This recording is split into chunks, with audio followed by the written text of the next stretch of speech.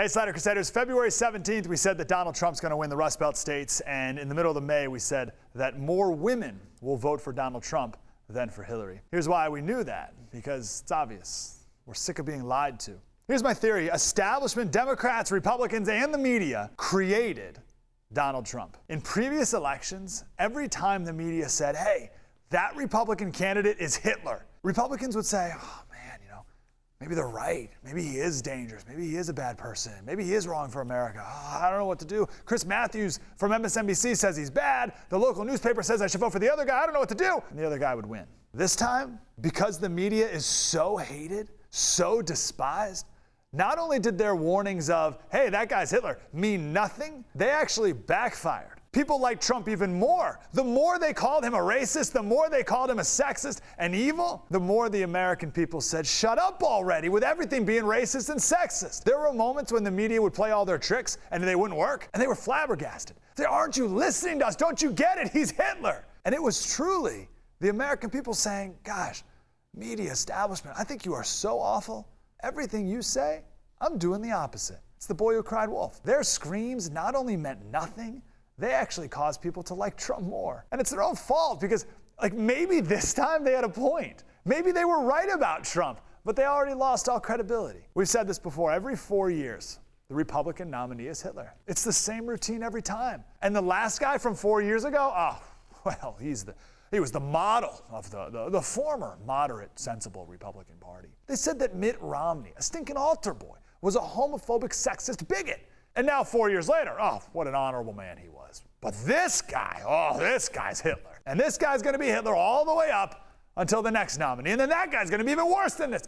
This was the year that the American people stopped falling for it. All right, part 2 of this video, I want to talk about why the polls were so wrong, so we can stop falling for these once and for all. Here's how a poll works in a very simplified way. So a pollster will ask 10 people who they're voting for president. 6 will say Trump, 4 will say Hillary.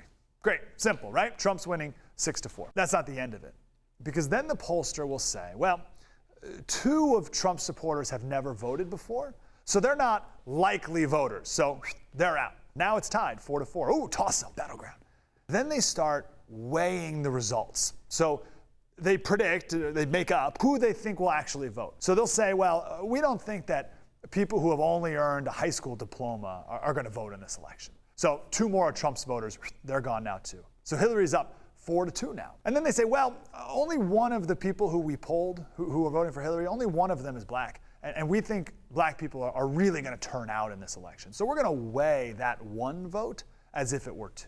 So now she's up 5-2. Oh, Hillary's going to win in a landslide. But here's how it really worked. First, that black person for Hillary, not going to vote for her at all because she's not Obama. And those first-time voters, they are going to vote. And they're also going to get their redneck hillbilly backwood friend to vote as well. And those uneducated people, yeah, they're going to vote too. Also, that doctor who said he's voting for Hillary, he's actually going to vote for Trump. He just didn't want to say it out loud because he thought you'd call him a racist. So now it's 8-2 Trump. And this is much closer to reality than the made-up predictions from the pollsters. These are the same kind of mistakes that they made in 2012. After that election, Gallup and Rasmussen both said that they just were off on their predictions on who they thought was actually going to vote. We're the ones, though, that never learn. So, part 3, what do we do now?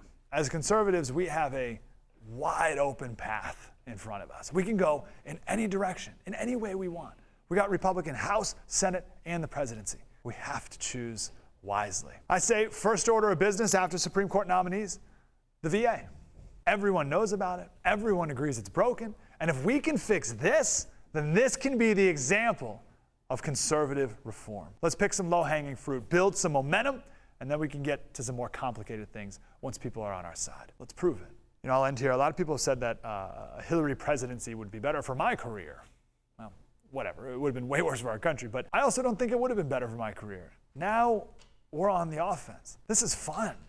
This is exciting. Let's not blow it. I'm glad you're here, and I'm glad we're a part of it together.